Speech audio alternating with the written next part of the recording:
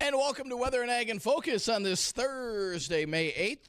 106 in the afternoon, and temperatures outside approaching 70 degrees, and we should make it up into the upper 70s as we head throughout the afternoon. I'm Chief Meteorologist Dean Wysocki, along with our Ag Director Bridgette Readel, fresh out of the fields from this morning where we were filming our first Here We Grow segment in the field. So it was a crisp morning out there with the wind, but all in all, everything went well, and we got our crop planted this morning, so it'll be interesting to follow this along throughout the upcoming season.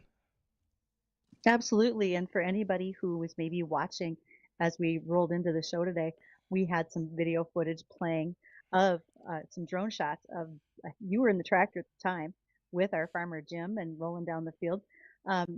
As much as you try to plan, things don't always go perfectly, right? Because for you, we got there, we didn't want to hold Jim up, but you guys had to sit and wait for a while in the field.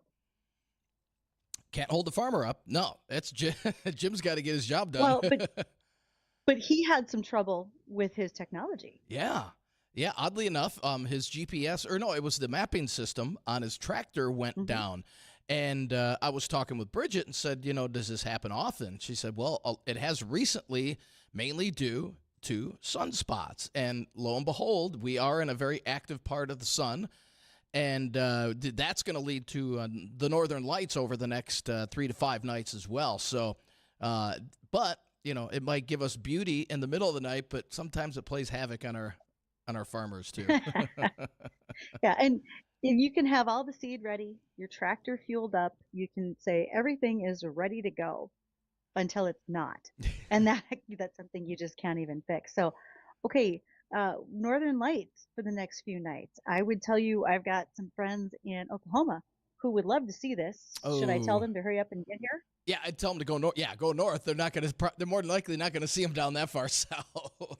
Okay. But we will. I mean, conditions for the northern lights are going to be absolutely perfect over the next few nights because we're going to have clear skies, and with the clear skies, temperatures won't be too bad at night. I mean, jacket obviously, but all in all, we have a pretty decent looking forecast with temperatures today topping out in the upper 70s with those winds out of the southeast at about 10 to 25. Tonight, then, we're looking at clear skies, low to mid-50s, and then for your Friday, finally Friday, winds turn to the north 10 to 25, and highs right around 80.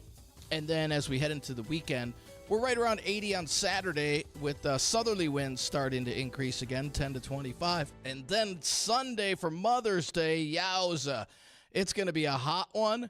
Humidity levels are going to be low. There will be an elevated fire danger on Sunday with the strong south winds gusting up to 40 on Sunday, but highs right around 90, and it looks like we may come close to a record. Our record is 93 on Sunday, so it's going to be a hot one, and we'll stay in the upper 80s to near 90 on Monday.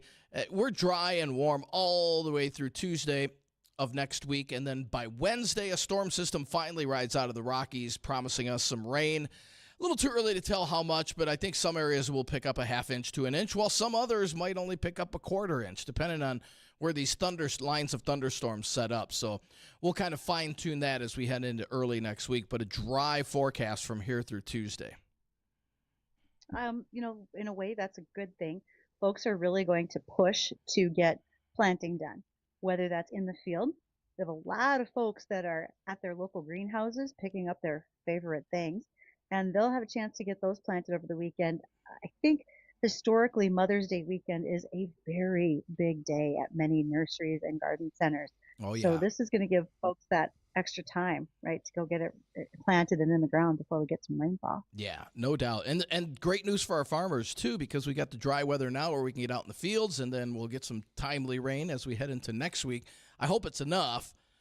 Hate to, get that quarter inch amount, but, I mean, we'll take what we can get. It'd be nicer to get about a half inch to an inch. So, and there will be some areas that get that much. So we'll have to, like I said, we'll have to wait and see. And then it looks like we get into a slightly stormier pattern through about the 19th of the month before we start to dry things out again. At this point, I would say we have a really big chunk of our sugar beets done. We'll start to get those updates on Friday from American Crystal Sugar. We certainly have quite a few of the small grains in. And as I talked with our farmers this morning, Jim and Michael Euland, there are those who've asked, well, isn't it kind of late? It feels like we're at the tail end of the season. Maybe we should have gotten this wheat planted sooner. I just would like to remind everybody that today is May 8th. We're in really good shape. We're okay.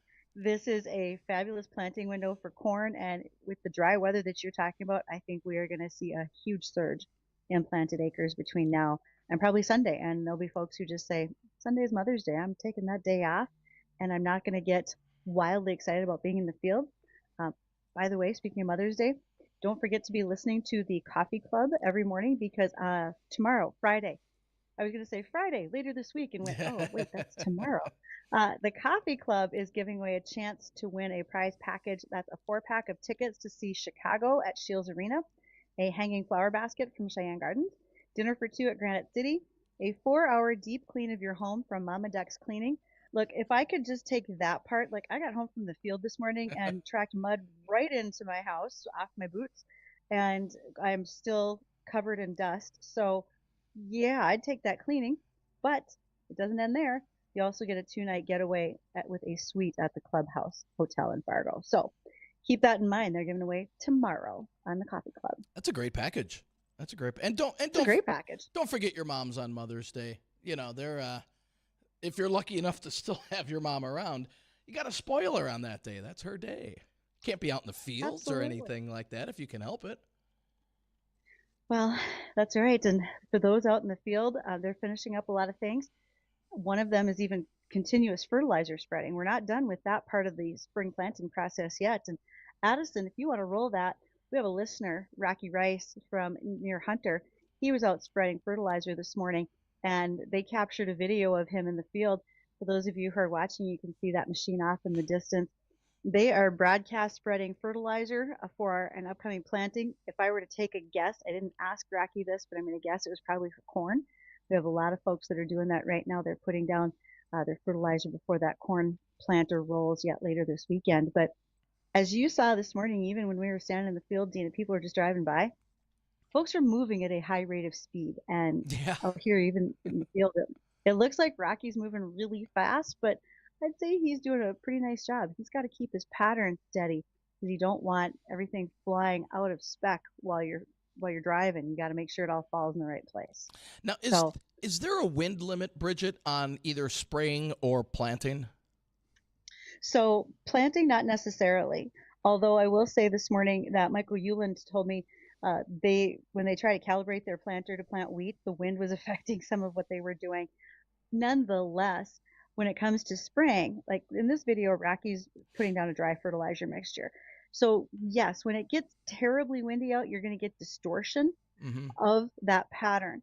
But when we're spraying herbicides, every federal label does have a restriction on it for wind speed. Generally, you want to be in the 3 to 10 mile an hour range. If you're at 3 miles an hour, it's actually too still. You can have inversions where product can literally move through vapor movement. If you're over 10, you can be physically moving off target to a different field. So yeah, it makes a big difference on that wind depending on the particular operation you're doing in the field at the time. So keeping a lot of things in mind while they're out there. Yeah, gotcha. Well, like you said, it's spring, and with Mother's Day, a lot of people are going to be at the nurseries picking up flowers and picking up seeds for planting their garden, and that kind of ties in with our upcoming guest here. And I know we're going to get some phone calls, but we got Don Kinzler on. And Don, we were talking off air, and you're saying you're holding off until later this month to plant your garden. Well, good afternoon, everyone. Thanks for inviting me. And, of course, I start out with our yard work on the things that kind of need to get done first. I start out cleaning up our perennial flower beds, cutting the tops back, end of April, and then pruning shrubs and trees and things. And there are roses. There was quite a bit of dieback on roses because we didn't have much insulating snow, so I got the roses all pruned back. And now I'm looking towards planting. There are things in the vegetable garden that we can plant that like chili soil. The soil isn't real warm yet, but it's getting there. There are things that we can plant. I do not trust May for frost. The old timers were good gardeners too, and they liked Memorial Day for planting many of their things because they did not want to risk setting out frost tender plants and then losing them. And because I don't trust May, because we will oftentimes get a killing frost, I delay anything that would be killed by frost.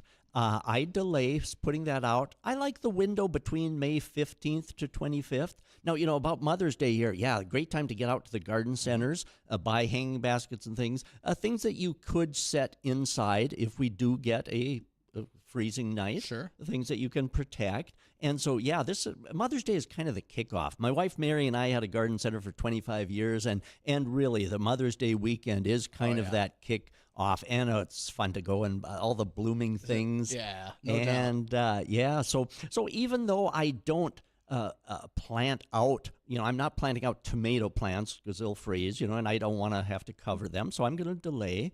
But there are definitely things that we can and should be doing in our yards. Right. And if you have any questions for Don, shoot us a call, 701-293-9000. Again, that's 701-293-9000. We're coming up on a break here, so we'll take that. And when we come back, we'll take your phone calls, or you can email us, weather@flagfamily.com or ag@flagfamily.com. Don't go anywhere. We'll be right back.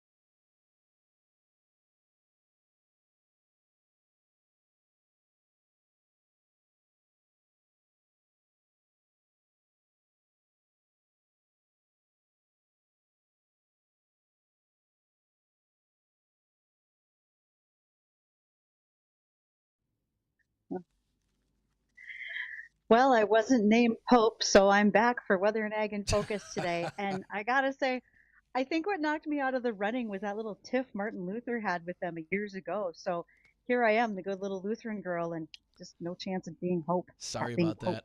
So yeah, left out once again. So for those of you who are wanting to call in to visit with our guest today, Don Kinzler, you can reach us on the JLA phone line, as Dean said, 701-293-9000, weather or ag at flagfamily.com, or our emails, and you can watch us on our live stream, YouTube or Facebook. You can find us Weather and Ag in Focus, as well as you can find us on Acres TV. And I got to say, even though our sponsors for our Here We Grow project are not seed related today, I think Don can relate, because Progressive Ag wants to be a part of your risk management. Just like Don was saying, don't plant too early to get frost damage. Ray Grabansky and the group at Progressive Ag can make sure that you don't extend yourself too far and cause yourself financial risk. And Vision Ford and Wahpeton, well, they're pretty happy to talk to you about new vehicles, used vehicles, or whatever you might need to fit your budget in today's marketplace. So Don, we got lots of questions for you today. Oh, and it's listeners. a busy month. This month is absolutely I love May. Isn't it great? Oh, so much happens. Yeah. You can have everything let's from kick one snow off. to frost to 90s. I mean, you get everything this month. Well, yes, and this is really the month that everything comes alive. Okay, winter ended, but this is the month that things grow. Things actually start. The leaves are popping out. Flowering crab apples and apples are starting to bloom. And the perennials are coming up out of the ground, planting. May is a really important month. Yeah, the only thing I don't like about it What's that? is allergies. Oh, man, do they kick in this time of the year. Woof. So, Bridgette, do you want to lead off with some questions here? Or? Well, I have a listener question. I got a call yesterday from someone, and it kind of leads into your allergy question or your allergy comment, Dean. And they said they're a part of a building project that's going to have a retention pond, and they wanted to put pollinator species, plants, and so forth at the bottom. So let's be honest, if you have allergies like Dean's talking about, this might not be your best friend, but it's a great way to hold soil in place, bring in certain birds, certainly bees, etc. So Don, any advice to folks that might be doing some of that pollinator seed, or where could they go to find some? Yeah, I'd maybe suggest a couple of places. The county soil conservation district, such as the Cass County Soil Conservation, I believe they have kind of pocket pollinator seed that they provide, and check on that to make sure that that's current. Okay, but I will look. Yeah, but that seed I believe can be used for that. And also, there are a couple of good North Dakota, Minnesota seed suppliers. One is Agassiz Seed, located in West Fargo, and I believe they have kind of native or wildflower type mixes that could be used for that. Rivard Seed out of the Grand Forks area would be another good source to look for them. And if there's any other good seed producers kind of locally, North Dakota, Minnesota companies, let us know. But those would be a couple of sources to check for pollinator areas like that you want to stabilize banks with things that, and of course, what makes a good pollinator plant? Of course, we need pollinators for our apple trees and our cucumbers and many, many crops. And so what makes good pollinator type things? Flowers blooming, preferably some early, some mid-season, some late, so that the bees have something to eat, all year long, or all growing season long. And and the things have good pollen, good nectar, good sources of nutrition for the all-important bees. How about hummingbirds? How important are they for pollination? I don't think they do a whole lot of pollinating. Okay. Yeah, and hummingbirds love tube-shaped flowers. Petunias, things that have a trumpet-shaped flower, so that they can put their whatever they call the long beak in and suck the nectar. And I suppose in the meantime, they're probably getting some pollen kind of on themselves, and when they go to flower, but they tend to want to visit certain types of flowers more than others. And I don't know, for example, hummingbirds don't typically visit your cucumbers, so they aren't really going to do a good job of pollinating your cucumbers. So if you want to have hummingbirds visit your garden, then what? You said petunias? Oh, yep, petunias. Any flower shape that has a long kind of trumpet shape would have kind of that nectar in them that would attract them. Yeah, and of course, Yeah, hummingbird feeders work well Oh too. yeah. Oh yeah. I have lilies under my hummingbird feeder for just the reason Don is talking about. So if you're looking for another example, lilies are a good one too. Yes, great with their trumpet-shaped flowers. Good. All right. How about a lot of people planting trees this year? Yes. This time of the year. Great month for planting trees. What's the proper tree planting procedure, Don? Probably there are two very, very important points of planting trees. And the reason this is so important that if they are not planted properly, in 15 or 20 years, the trees can die because of improper planting. Okay, and this has really become evident over the last probably decade when all of a sudden there were some trees dying, not from disease, not from insects, not from mowers and string trimmers, but they were just dying or toppling over. So we started to assess, post-mortem, what caused some of these. Okay, and for example, trees 15, 20 years old were snapping off at soil line, and other trees just declining.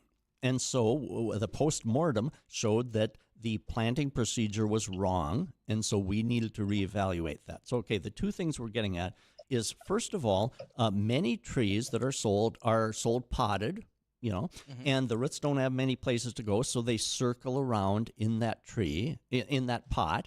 And so when you go to plant them, you take them out of the pot, and the roots are all in a circle. And if you dig your hole and put that root ball down as it is, those roots continue to circle in that fashion. They don't go outward like is natural. And so then they continue for years in that circular pattern, and the uppermost roots, you know how the uppermost roots on an old tree are oftentimes big and fat and maybe even sticking out of the ground a little bit? Okay, so if those roots circle, so picture as the tree grows, the trunk starts increasing diameter. Those top big roots start increasing diameter. And if they're circling around the trunk, pretty soon the trunk meets the root, and the root starts choking the trunk like a boa constrictor. And I saw one of these just last week. And so as time goes on, maybe it'll take 15, 20 years, but there becomes a weak point at ground level where that root is choking off the tree trunk, and then in a storm, that weak point, the whole tree can topple over. So in planting trees, to prevent that from the onset, when you take the tree out of its pot, we need to untangle the roots a bit, tease them apart. Take your hands and pull them outward, or take a knife and in about 4 spaces, just slice down through so that those circle roots are severed and cut. You see, recommendation used to be, decades ago, don't disturb the root system because you disturb the root system. Yeah, okay. But now we need to disturb that root system. One advantage of, some nurseries sell bare root trees in the spring. They have to be kept kind of under refrigeration, so you don't have those all planting season long. But bare root trees, you can more easily, pull them outward in a natural radiating fashion. So that is the goal, is to try to get those roots to go outward in what would be a natural thing. Okay, number 2, very important, is the planting depth. If a tree is planted too deeply, it can rot at trunk line. And again, 15, 20 years, it may die, and then you find it planted too deep. Okay, how's too deeply? If you picture an old established tree, at the point where it goes down into the ground, they're usually flared out, a little wider where they enter the ground level. And when you plant a new tree, that flare, it'll be slightly wider at the point where the trunk meets the root. That flare has to be above ground level. And so very important that it gets at that proper level. You see, the things that we do now in planting those trees, that can give that tree a 100-year lifespan instead of something happening 15 or 20 years down the road. Wow. So it's fascinating. It's that important. So how do you know if a tree that was planted a few years ago, how do you know if it was planted too deeply? If it goes down into the ground straight as a telephone pole, and you don't see that widening flare as it enters the ground, it may have been planted too deeply. Yeah, and so it's fascinating, the importance. Some seemingly small things, but the importance. Oh, another good thing too is, should we be amending that soil that we plant trees in? Putting peat moss and compost, well-rotted manure down in the planting hole? And the answer is no. The reason being, if you make that planting hole and the soil so wonderful, those tree roots won't want to leave home. They'll want to stay in that planting hole, and they need to go far out. Tree roots extend at least as high as the tree is tall or farther. 30 feet tall, they're 30 to 60 feet out. And so they've got to go out into the native soil. So the best thing you can do for planting a tree, just backfill with the native soil that you've got. Those tree roots have to get used to that, and they may as well get used to it from day one. And of course, very important, always water thoroughly. A couple of 5-gallon buckets at least on a new tree to water it thoroughly immediately after planting. Okay. Good advice. Good advice. Go And ahead, much Bridgette. more of that to come. We've got a whole list of things, Dean, especially when it comes to tulips and other bulb type flowers. So Don, hold tight. We're going to touch on our news, and when we return, we're going to start asking you a bunch of questions about those perennials. Be back.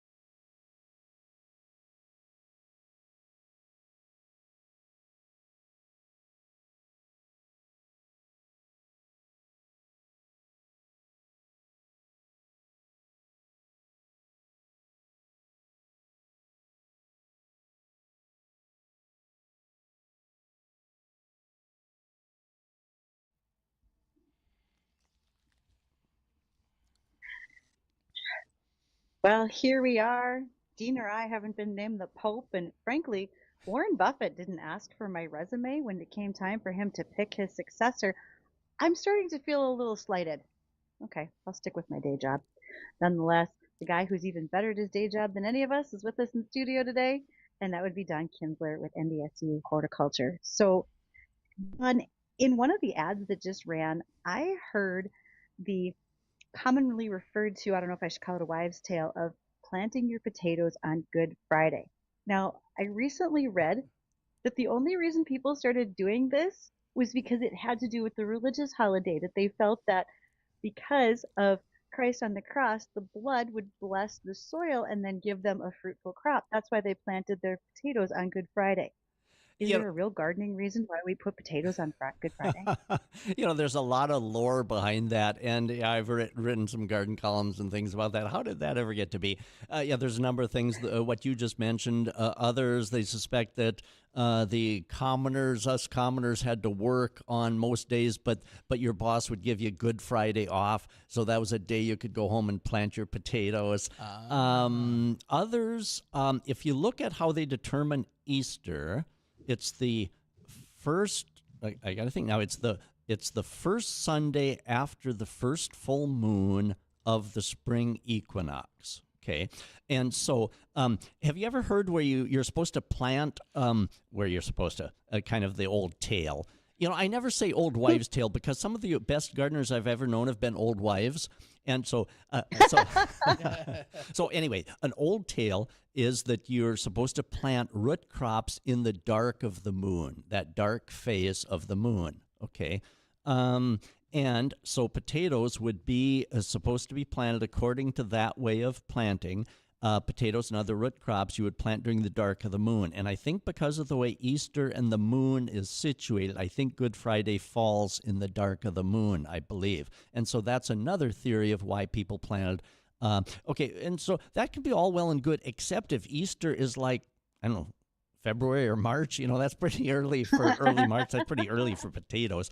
Now, potatoes can take cool soil, so we could be planting potatoes now. It'd be fine. I might try to get some of our potatoes planted in here too, because it takes a while for them to emerge, and by then the frost chance should be past, and they don't mind cool soil. So anyway, that's kind of a legend. But if Easter comes way too early, it's kind of too early to plant potatoes. But this year I think it would have been fine. Well, that's kind of a long, rambling explanation about potatoes and Good Friday. I think some years it probably works. Some years I think they'd maybe get nipped.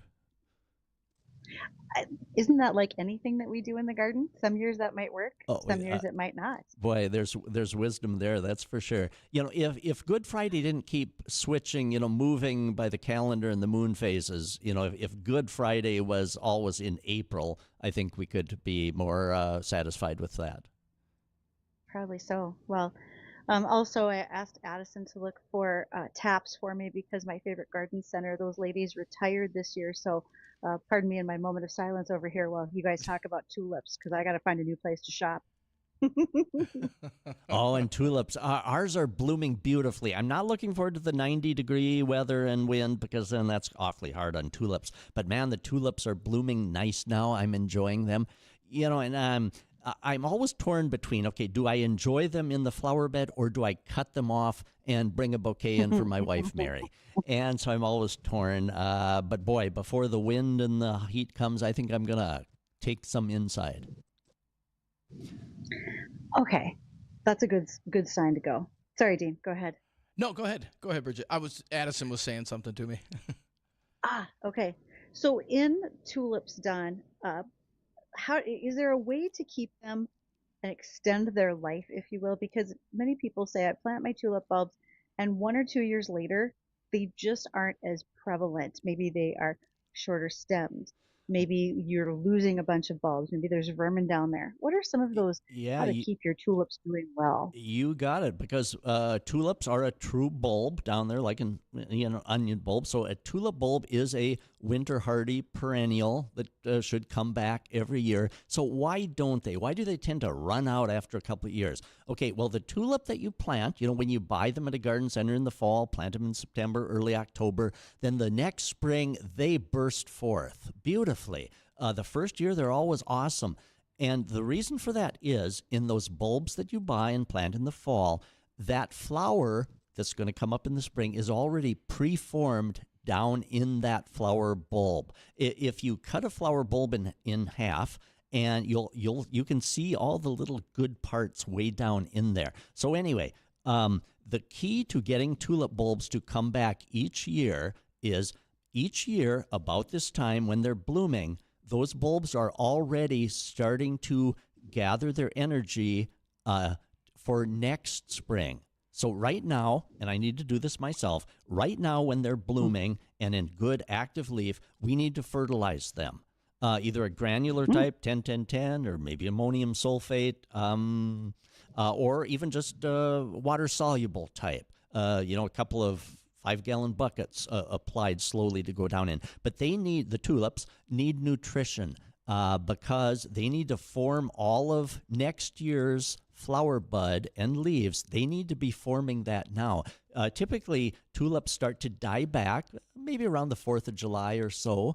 They just start going dormant. And so between now and the 4th of July, while those leaves are still green and, flower stalks, etc., they need energy because they're already starting to get ready for next spring. If we don't give them that energy, then they start to kind of wimp out a little bit. And each year they'll tend to go down.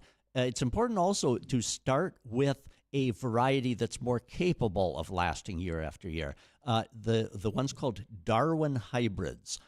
So when you visit the garden centers, oftentimes when you look at all the colorful, in the fall, when you're going to plant the tulip bulbs, when you're looking at all the nice colorful boxes, they'll say, Darwin hybrid on those. And there's different colors. So we start with the good quality bulbs. And also when you're buying new tulip bulbs, the bigger the better. They have more flower power packed down in, more capable of emerging forth. So the key to the whole thing is those tulip bulbs down underground are already getting ready for next spring's show while they're still blooming. And so that's why we need to give them the nutrition that they can come back next spring with full force. A fascinating crop, tulips. Interesting. Did you know in Holland in the 1600s they were used as money? Tulip bulbs. They were, tulips, I believe, native in Turkey, but then they were taken to Holland. The Dutch really took off, and they were actually used as a money exchange, more valuable than gold at the time. Whoa. Wow. Yeah, fascinating history. Now we use eggs. Yeah. Yes, the egg. Okay, when you've got tulip bulbs in your flower beds, and sometimes you get, whether it's insects, voles, something else will munch on those tulip bulbs. Don, do we have a way to keep pests from them? Is there any good way to keep them from chewing on those bulbs? You just have to plan for replanting. Oh, now picture the tulips emerging in the spring here. When not much else is growing yet, tulips tend to come up fairly early. They send up these nice, lush leaves, and you're a rabbit, and there's nothing else green around. And, tulip leaves are like candy to a rabbit. And so a couple of options when the tulips start coming up. Okay, because once the rabbits nibble off all the leaves, they only have one set of leaves kind of coming up out of that bulb, so they're not going to grow back like some of the other things might. And so you got one shot to protect them.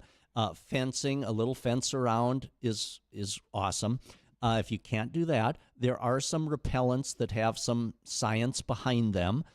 Rabbits are herbivores, plant eaters. They don't like animal products. So liquid fence is kind of an animal-based, rotten eggs, milk, a little garlic thrown in for good measure, and plant skid, which is the repellent used a lot by soil conservation. That's a blood-based material. And then also there's one called Repellix. Those three have some science behind. Sometimes you'll hear tales of Irish Spring soap, human hair, what are some of the other ones, mothballs. Those might work for some people on some tulips, on some rabbits, but they don't have a wide enough success rate to really recommend them. So walking around barefoot around the tulip patch probably isn't going to do it. Although some people swear by that. So anyway, keeping the rabbits out, very, very important. When you plant them in the fall, because Bridgette, you mentioned kind of underground critters too. Sometimes squirrels will tend to dig them up, or voles, or things that channel down in. So sometimes people will sink some hardware cloth down. It would have to be probably put down 3-4 inches down around. We work hard for all these things. We do. We want to keep them, right? But it's well worth it. This year I lucked out. I did not protect ours, and the rabbits did leave me alone. But I was, that's a roll of the dice. I've got something I use, Don. Oh, what's that? It's 100% effective. It's called Okay. German Shepherd. Leave them Awesome. outside. Those rabbits aren't getting anywhere near that garden. I love it. And, if, I didn't mention live traps. Live traps are an option. I occasionally will bait them. Apples work very well. But if you decide to dump them off on someone else's, make sure that property owner wants more rabbits on their. Don't just unload them on someone else's property. They may not want your excess rabbits.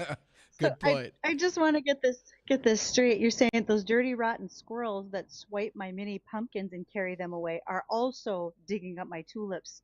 Well, now this is war. Yes. Oh boy, and you bring up squirrels. Common question too is, okay, when tomato season comes and tomatoes are ripening, how do you keep squirrels out of a tomato patch? Because oftentimes they won't just take one tomato and eat it. They'll eat portions out of many tomatoes. And how do you keep a squirrel from, fencing doesn't work, obviously. Some people have had good luck with pepper. The least expensive ground pepper, the hot pepper, chili peppers and stuff that you can buy at the inexpensive stores, big quantity. That's probably one of the better repellents from, of course, you'd want to have pepper on your tomatoes, but I guess you can wash it off. Yeah, you can. Oh. Yeah, squirrels are tricky. I've never Keeping heard of that squirrels off of anything you want to keep them off of. They'll bother flower boxes and many things. And so from people's experience, the pepper's probably one of the better repellents for squirrels. Interesting. Because like a flower box, how do you kind of fence that? And you said red, like chili peppers. Yeah, red the pepper. chili pepper. Yeah, red kind of pepper. the hot type pepper. Okay. Wow. Wow. I learned something new thank today. you, Don. Absolutely. I've got all sorts of notes over here for listeners who wanted follow-up. So thank you for joining us. Oh, it's great. Yeah, thank you guys for inviting me, and thanks everyone for listening. All right. And if you miss Don today, he will be on the Jay Thomas Show tomorrow, correct? Yes, with Tim. Yes. Tim Flackel is Yeah. substituting for Jay, and he invited me on, so we'll talk more gardening. There's Excellent. always a lot to talk No about. No doubt. Don, thank you so much for coming in today. Thank you much. And when we come back, we'll have a recap on weather, and Bridgette will touch on a couple of ag topics. Don't go anywhere. We'll be right back.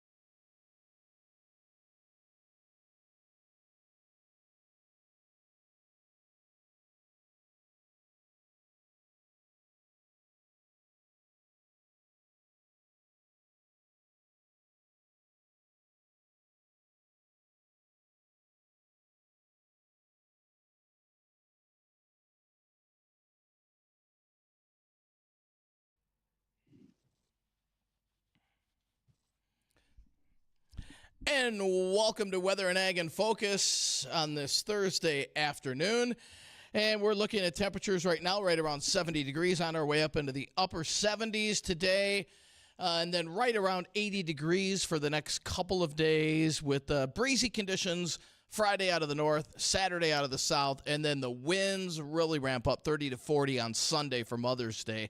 It's going to be a windy one out there, but highs close to 90 on Sunday. And this weather is brought to you by Progressive Ag Risk Management Specialists. It's going to be a hot one, especially the latter half of this weekend, Bridgette, with pretty much dry conditions.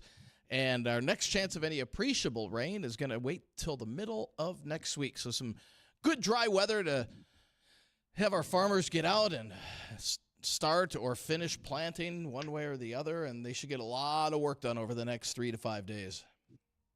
I think they will. And I tell you what, Chris Sherman over at Tech Support Farm is getting lots of work done as well. If you have not yet taken the chance to visit with him, probably by next week, he'll have a self-assessment tool on his website. You'll be able to use that tool, take a little look at what you might need for your farm, and you'll probably be surprised, as well as the fact that you can set up a time with Chris to visit and make those changes that are much needed for your operation. So again, check out what Chris has to offer at Tech Support Farm.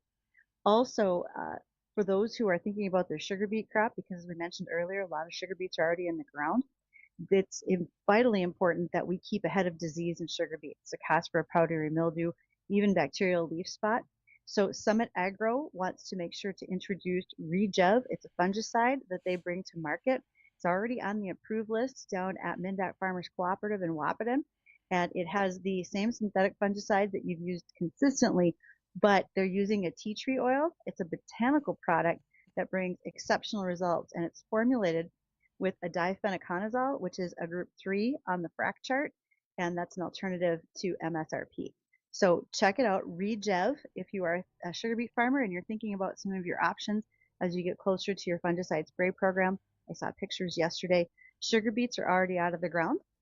They might be little, but they're coming along. And, ooh, man, this wind this weekend, Dean, it just occurred to me, that's an opportunity for beets to blow out of the ground, because when they're that little 2-leaf stage, it acts like a helicopter propeller, and they can twist themselves out of the soil surface. So, boy, that's I hope not that good. doesn't happen. We don't want to have to replant sugar beets. I mean, we just never want to have to replant it, but that would not be helpful either. So keep that in mind. Let's hope the winds aren't as strong as they're forecasted to be. But yeah, they look to be on Sunday and Monday, probably 40 plus miles an hour. So that's going to be a little rough out there.